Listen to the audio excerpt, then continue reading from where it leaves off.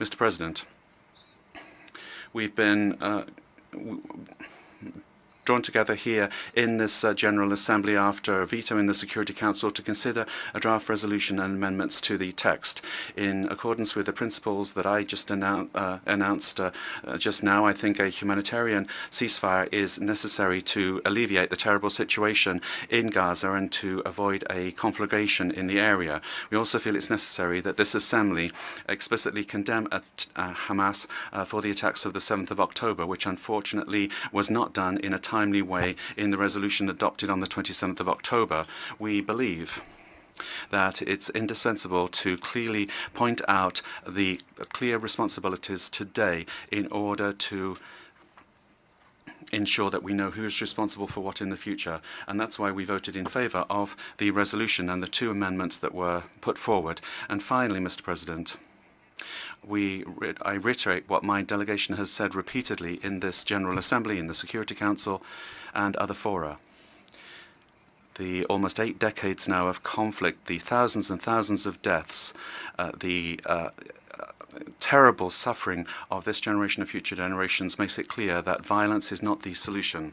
The only way to put an end to this conflict is through a peaceful solution that is negotiated, lasting and just for the parties, with the existence of two states, Palestine and Israel, on the basis of the 1967 borders and pertinent resolutions. And we will all work together to achieve that. Thank you. I thank you, the distinguished ambassador of Ecuador. I now give the floor to the distinguished representative of Oman.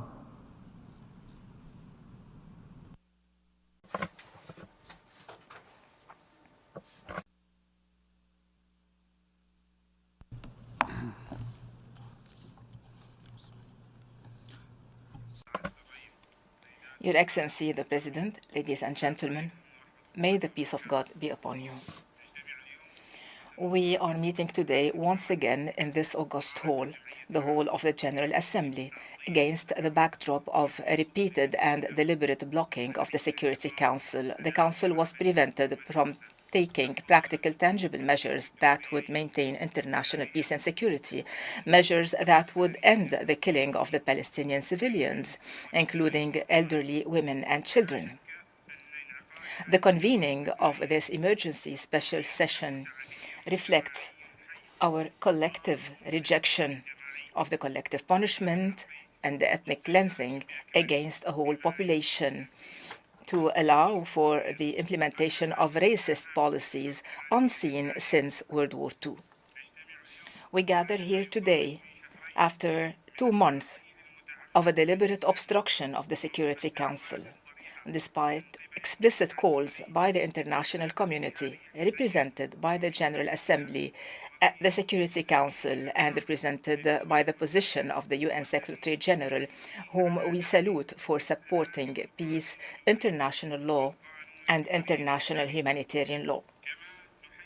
We also pay tribute to the overwhelming number of member states which stood by right justice, calling for an immediate and unconditional end to the killing of civilians in Gaza. The world and peace-loving peoples will not forget that Israel was granted the green light to persist in its crimes against the Palestinian people. The Palestinian people, whose only crime was rejecting occupation and expressing repeatedly its right to exercise freedom and other legitimate rights, including the right to self-determination.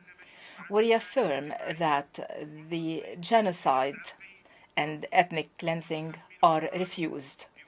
We hold Israel, the occupying force, accountable, and we hold accountable all those supporting it in committing this crime.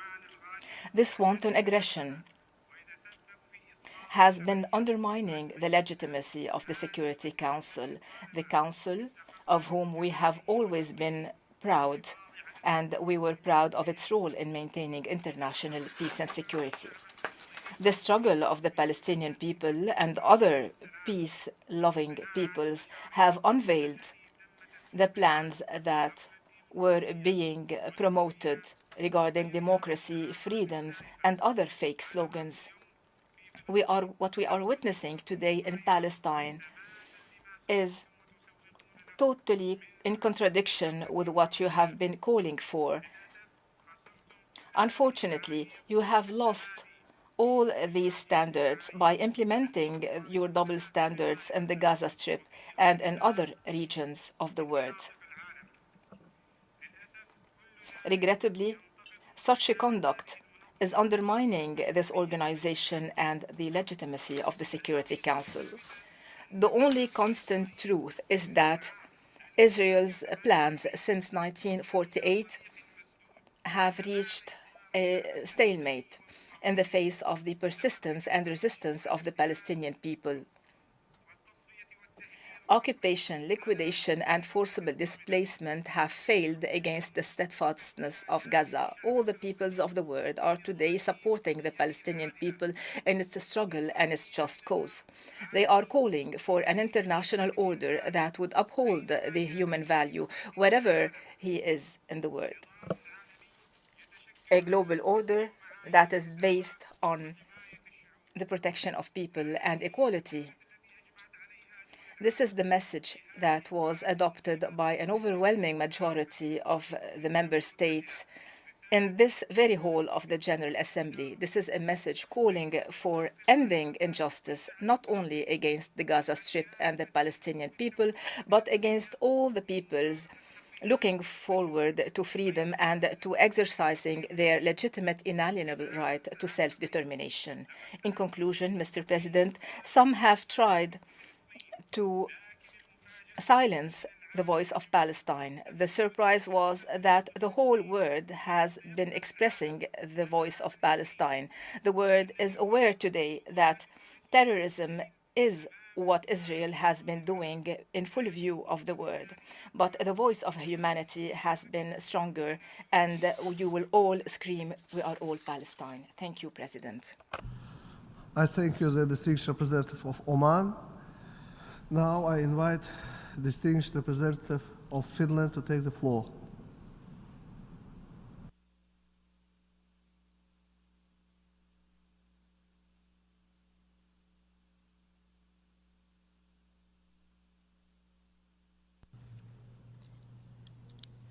Mr. President, the escalation of hostilities, first in Israel and then in the Palestinian territory, has now lasted for over 2 months.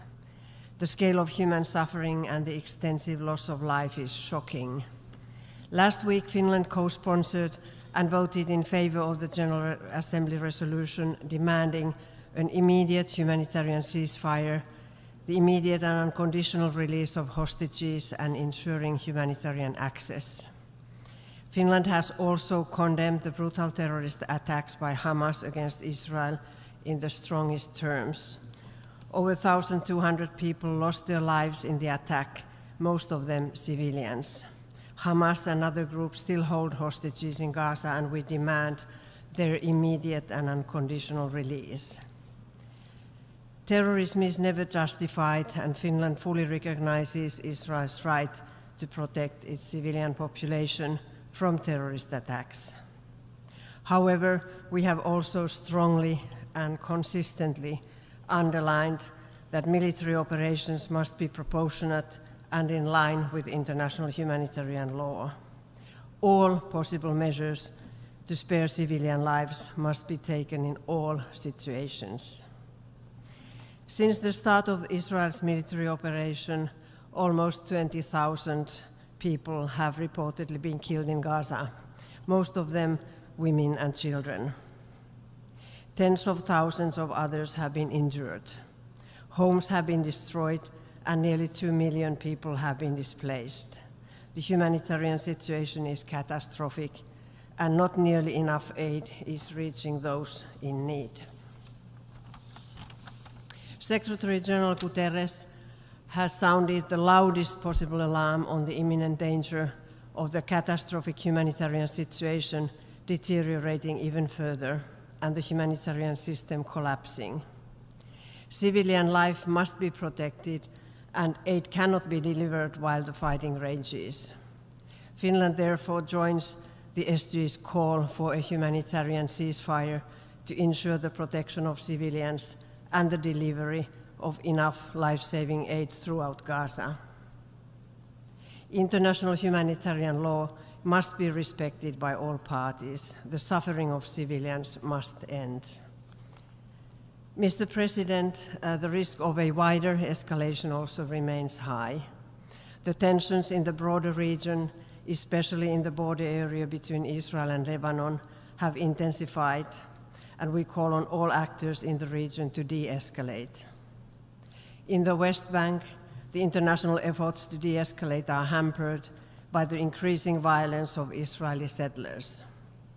Israel has the legal obligation to protect civilians also from the violence of Israeli citizens residing in the settlements, which are all illegal under international law.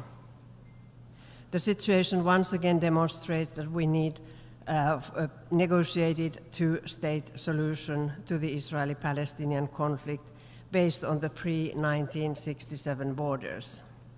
Gaza, West Bank, and East Jerusalem together form the Palestinian territory.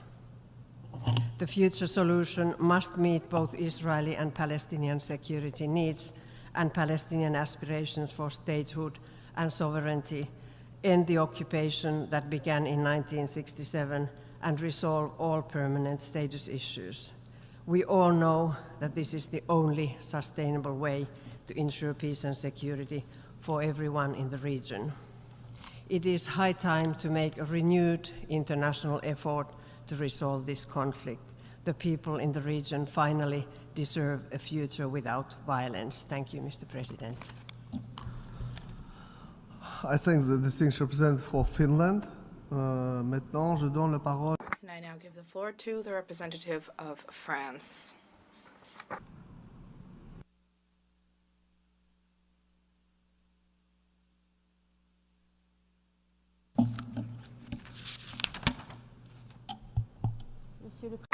Mr. President, France is gravely alarmed by the humanitarian tragedy which is currently underway in Gaza. The Secretary General raised the alarm last week, and he rightly did so. The situation has drastically deteriorated since the resumption of hostilities on the 1st of December. Humanitarian organizations have been vocal about their inability to deliver humanitarian assistance to civilians under the present-day circumstances. For this reason, France voted in favor of the resolution submitted by the UAE at the Security Council Friday. And for this reason, France supported in favor of the Egyptian resolution at the General Assembly. And for this reason, we advocate a new immediate, sustained humanitarian truce that should result in a sustainable ceasefire. France, from the very outset, supported Israel's right to self-defense and the duty to do so strictly in line with international humanitarian law, including the obligation to protect civilians. Hamas and other terrorist groups perpetrated barbaric and inhumane crimes against civilians, women, and Israeli civilians, women, and children. We reiterate our emphatic condemnation in the firmest terms of these acts, specifically the sexual violence perpetrated by Hamas and other terrorist groups on 7 October. For this reason, France voted in favor of the U.S. amendment. We also regret the fact that the Egyptian resolution fails to recall that diversion of assistance and the use of civilian infrastructure for military purposes constitute violations of the principles of humanitarian action and international humanitarian law. France calls for the immediate, unconditional release of all hostages held by Hamas and other terrorist groups. For this reason, we voted in favor of the Austrian amendment. France recalls that this call aligns with international law and that it was clearly set out by the Security Council in Resolution 2712. We question the reasons behind the fact that the call for the release of hostages was not set out in UN texts. We will continue to resolutely commit to efforts at the Security Council, General Assembly, and in the region to resolve the crisis in all of its dimensions at the security, humanitarian, and especially political level. Thank you. I thank the representative of France. I now give the floor to the distinguished representative of Comoros.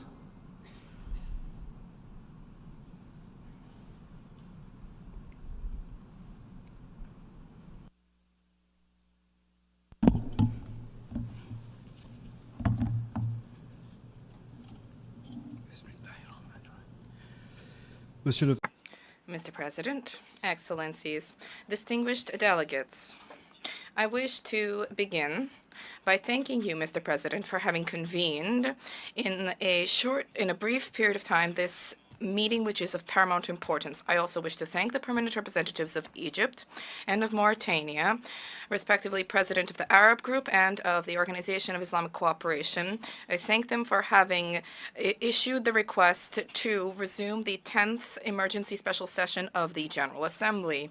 Mr. President, today we are resuming this 10th special emergency session with a feeling of tremendous frustration.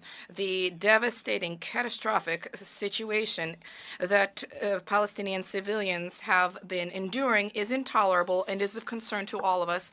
The calls of member states have fallen on deaf ears, as has the call of the Secretary General, who, pursuant to Article 99 of the Charter of the United Nations, alerted the Security Council to the devastating situation in Gaza.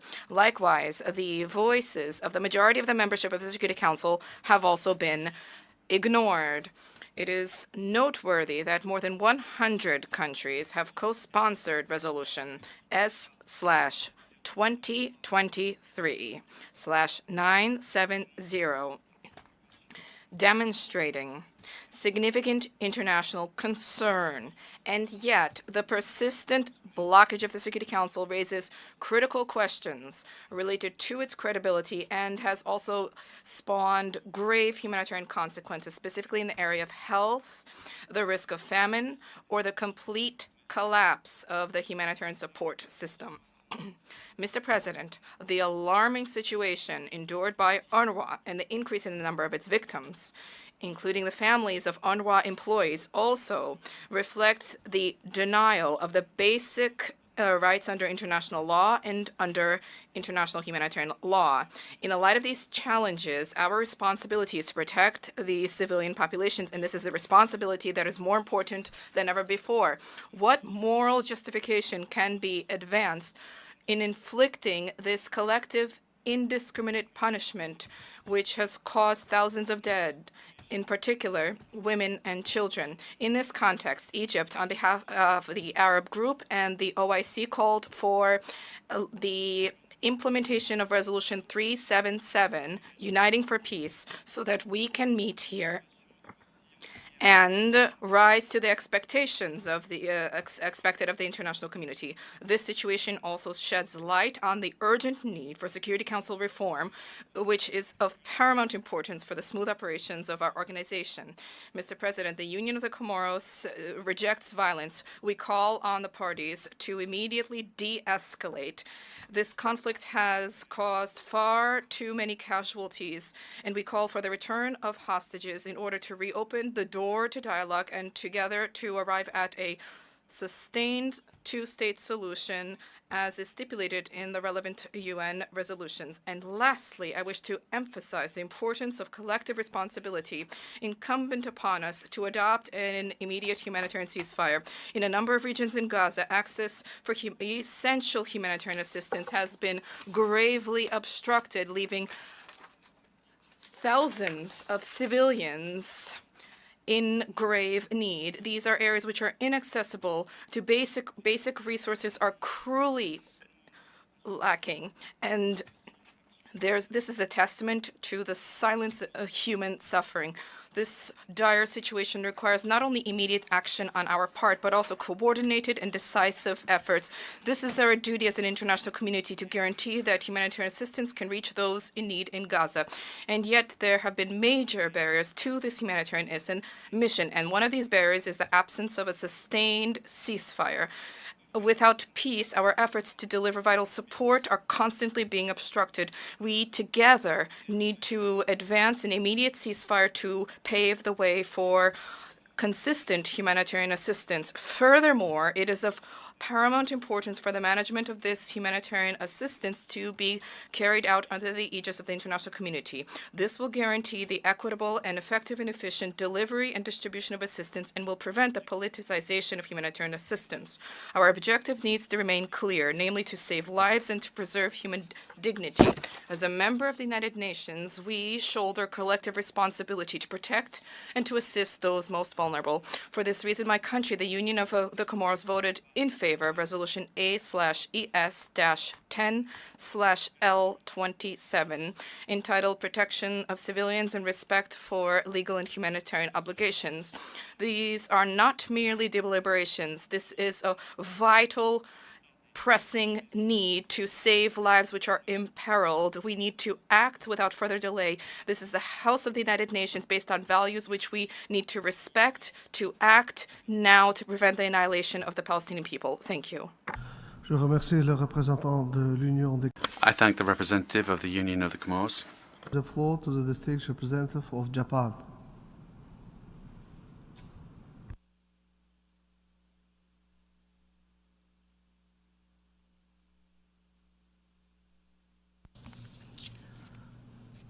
Mr. President, the humanitarian situation in Gaza has deteriorated to an unprecedented level.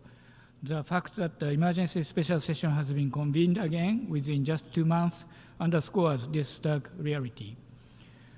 In light of the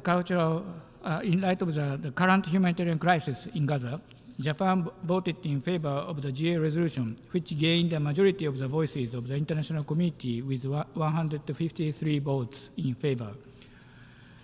The unimaginable death toll, rampant displacement, a collapsed healthcare system, and now mass starvation, which have all happened within such a short period of time, demonstrate the gravity of this crisis.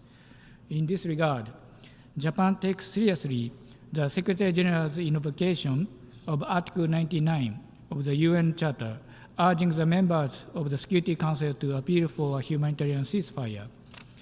Although it's regrettable that the Security Council has not been able to take sufficient action, serious diplomatic efforts are underway to make a tangible difference in improving the humanitarian situation on the ground. In fact, the diplomatic efforts led by the countries concerned, including the United States, Qatar, and Egypt, achieved the welcome week-long pause we saw at the end of November, which resulted in the release of some hostages and the entry of vital humanitarian aid into Gaza. However, since this pause broke down, this has been a new round of deaths, displacement, and destruction. It is evident that immensely more aid needs to be delivered through all available routes to and throughout Gaza. Moreover, reiterating our condemnation of the terror attack on 7th October, Japan again calls for the immediate and unconditional release of all remaining hostages held by Hamas and others.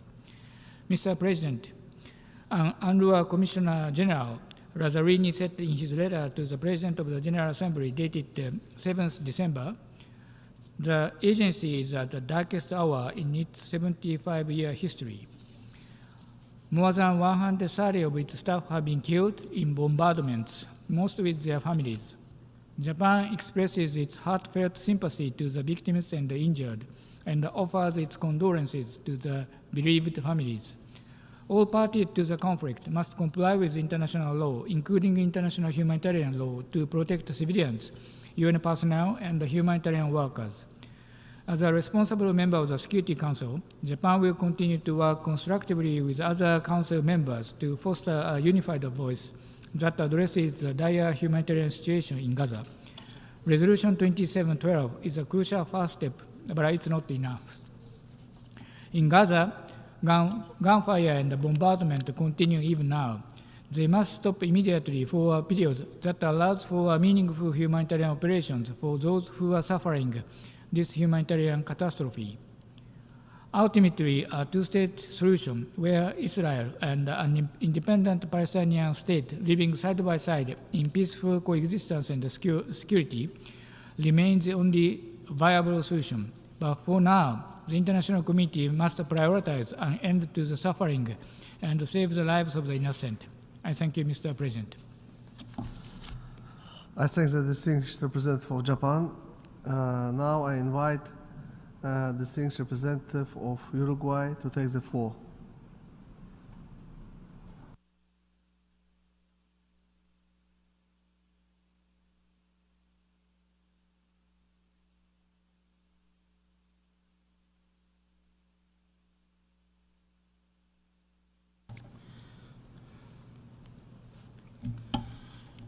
Agradecemos. We would like to thank the President of the General Assembly for convening this session. The renewal of this special session is due to the serious situation in the Middle East, which continues to create great concern amongst the entire international community. The situation in the Middle East, the Gaza Strip, the West Bank, and the situation is really lamentable. Since the 7th of October, when there were a series of attacks, brutal attacks by Hamas against Israel and its citizens. After that, we saw this spiral of military reactions, taking of hostages to Israel, the destruction of hospitals and housing in Gaza, and a high number of civilian victims, including women and children, Palestinian women and children, and United Nations staff. Uruguay condemned the inhumane terrorist attacks of the 7th of October by Hamas.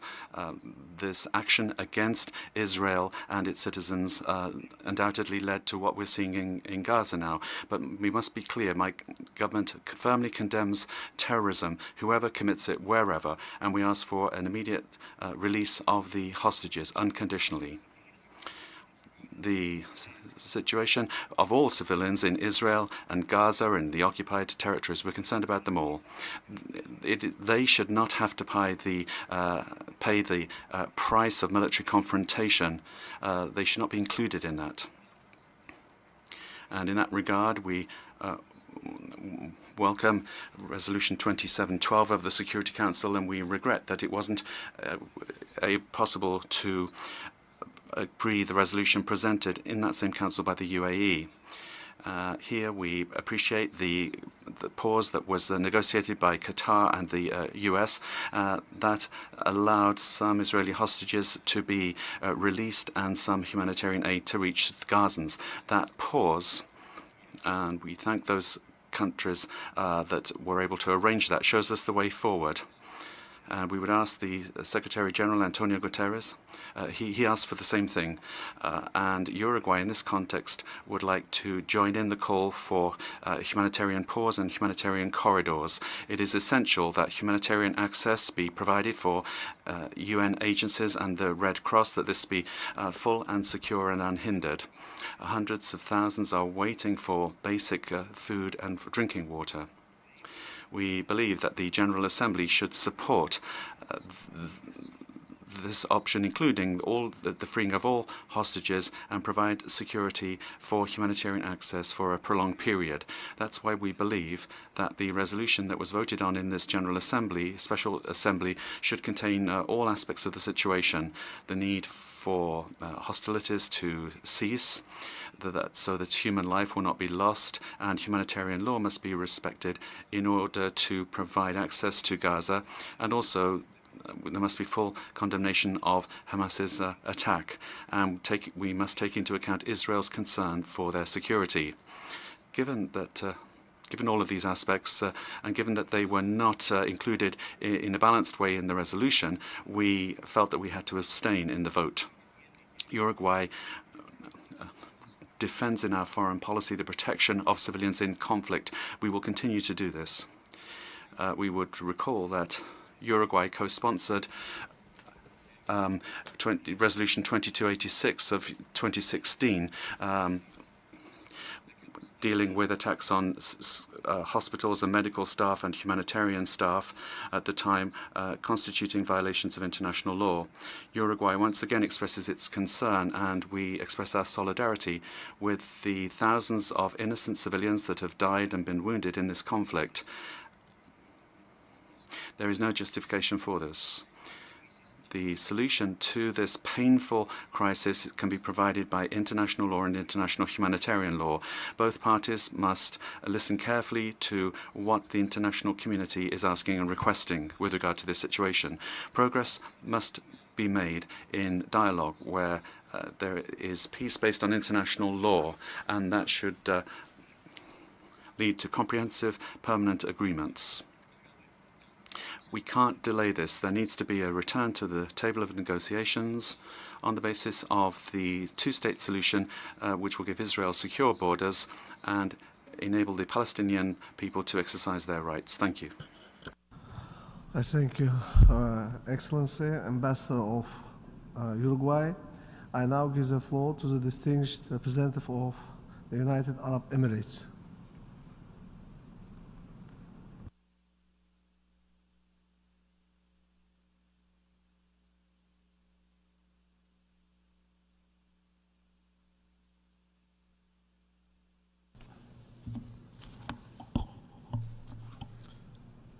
السيد الرئيس Mr. President, I would like to begin by aligning the UAE with the statements delivered on behalf of the Arab Group and the Organization of Islamic Cooperation. I would like to welcome the important resolution adopted last week in the General Assembly with an overwhelming majority calling for a humanitarian ceasefire in Gaza. This important measure embodies the international community's desire to end the brutal situation suffered by the Palestinian people in Gaza. During the last period, the indiscriminate attacks by Israel in Gaza led to the death of 19,000 civilians and an injury of many, many more, while so many continue to lie under the rubble. These horrifying numbers are not just statistics. They embody the loss of life, dreams, families, and injured children who have been left unaccompanied without family and without health care. The Gaza Strip today is the most dangerous place in the world for children. After 8,000 children have died and neighborhoods have become piles of rubble. Every passing hour without a ceasefire means continued rise in casualties and a continued humanitarian crisis that is unprecedented. Therefore, we continue to call for an immediate ceasefire and call for abiding by the international humanitarian law and international law. And we emphasize that the UAE continues its efforts and continues its support of the Egyptian efforts to achieve a ceasefire in the Gaza Strip and achieve a truce in the Gaza Strip. The inhabitants of the Gaza Strip continue to suffer. More than 1.9 million displaced persons in Gaza, and the military Israeli machine continues its attack. The people suffer a severe shortage in all requirements for life, leading to a spread of disease and hunger. This is a brutal reality that requires immediate, urgent action to protect civilians and to provide humanitarian access, in particular fuel that is necessary for the medical sector. The members of the Security Council, current and prospective, have participated in the visit to the Rafah crossing last week.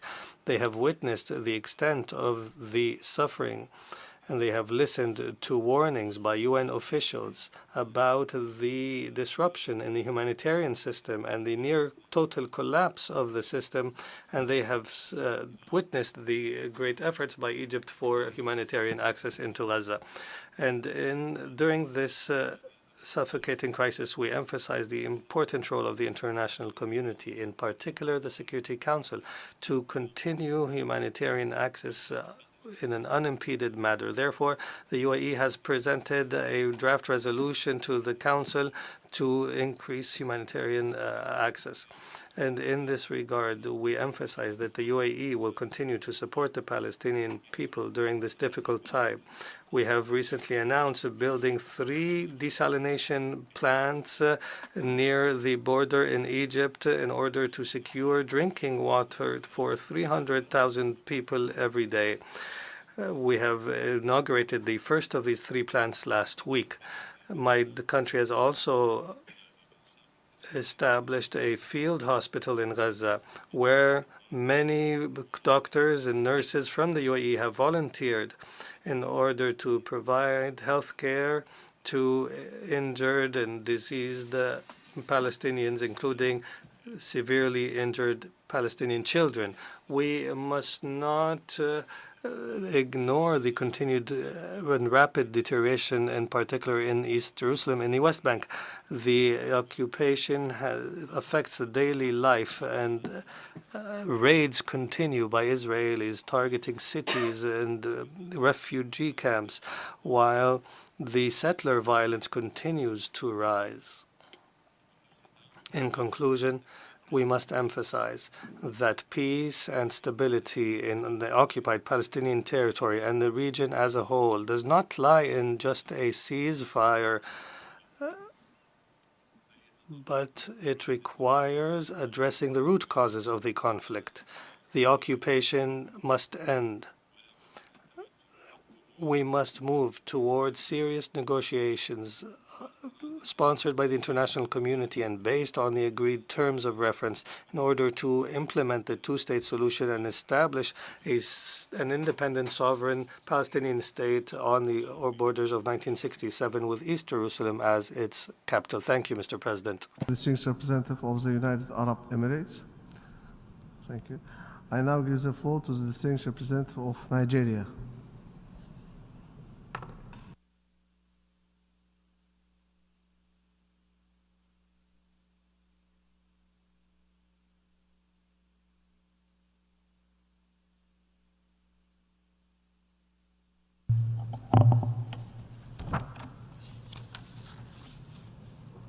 Mr. President, Nigeria aligns itself with a statement delivered by Mauritania on behalf of the Organization of Islamic Cooperation, OIC, as well as statement delivered by Zambia on behalf of African Group.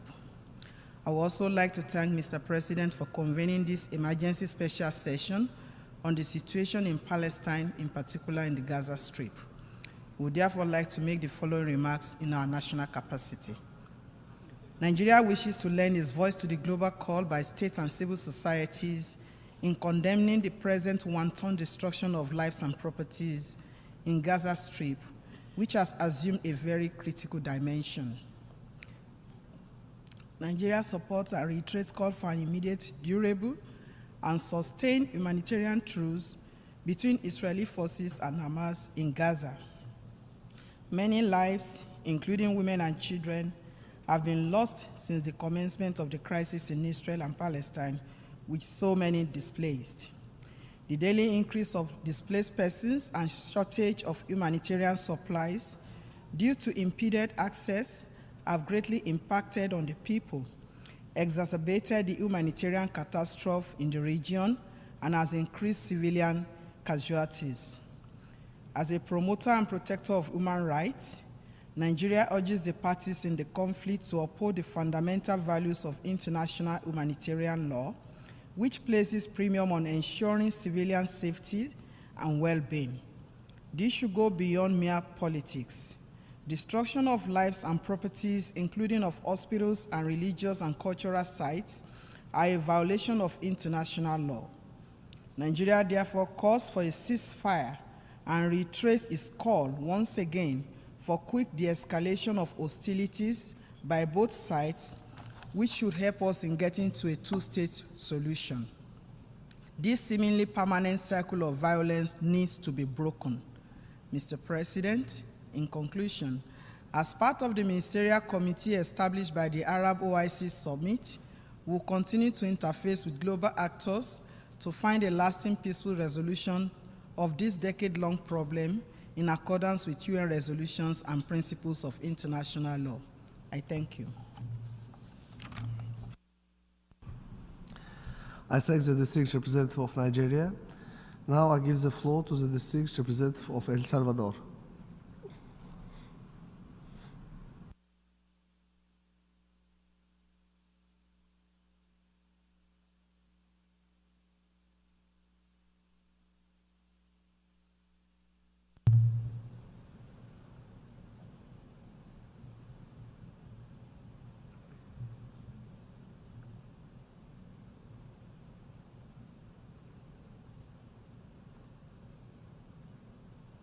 Muchas gracias, señor presidente. Thank you very much, Mr. President.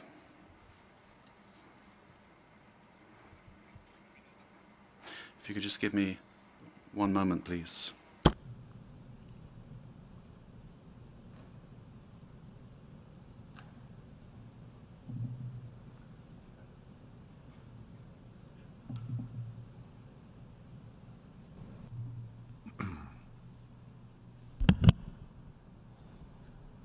Gracias, señor presidente. Thank you, Mr. President. Excuse that delay.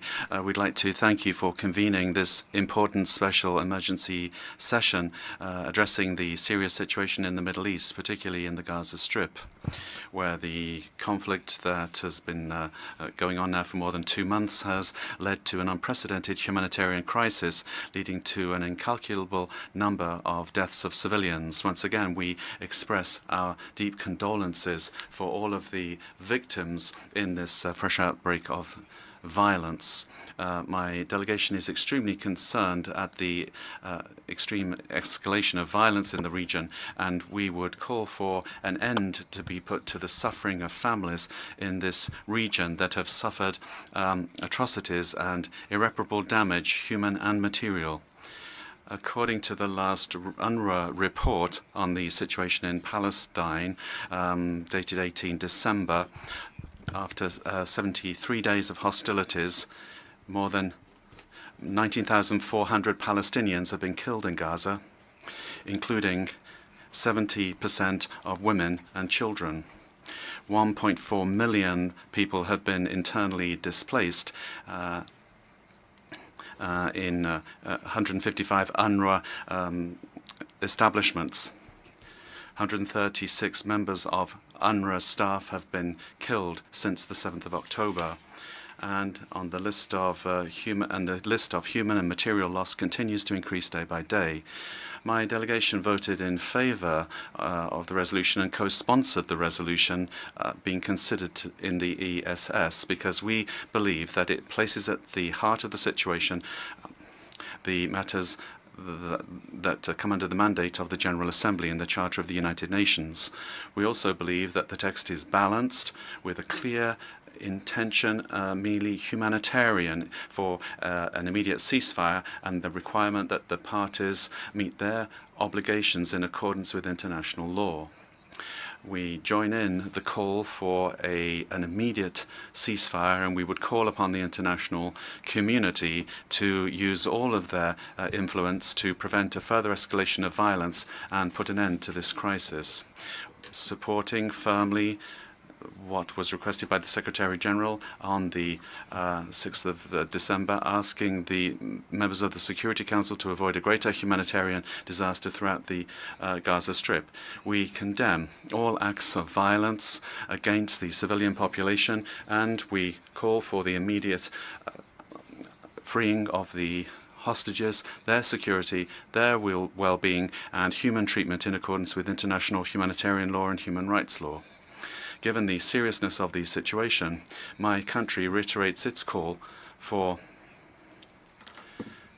in accordance with international humanitarian law, there be humanitarian corridors open that have full protection and that all civilian and humanitarian infrastructure be respected, including hospitals, medical facilities, means of transport and equipment, schools, places of worship, and United Nations facilities on the ground. It's important to ensure that civilians are not deprived of what is essential for their survival, and that's why we ask that there be humanitarian access provided immediately, full access, secure access, and without restrictions, so that the essential services such as water, food, medical supplies, fuel, electricity can reach all civilians. Mr. President, we reiterate what we have been repeating over the years in various fora.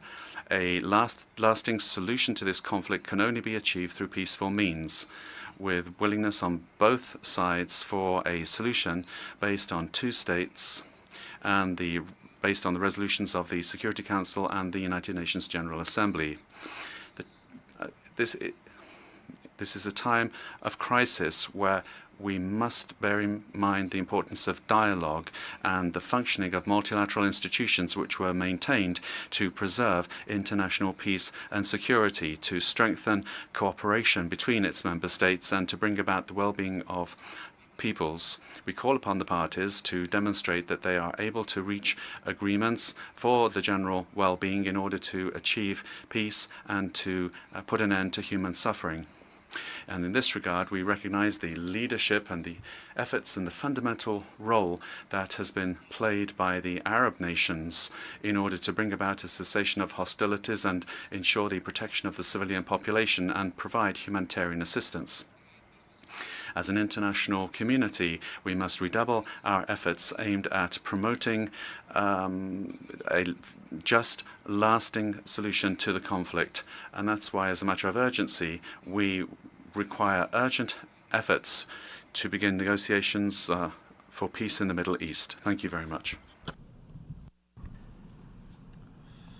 I thank you, the distinguished representative of El Salvador.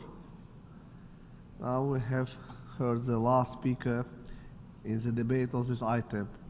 In accordance with the resolution ES-10/22 of 12 December 2023, the 10th emergency special session of the General Assembly is temporarily adjourned. The meeting is adjourned. I thank you.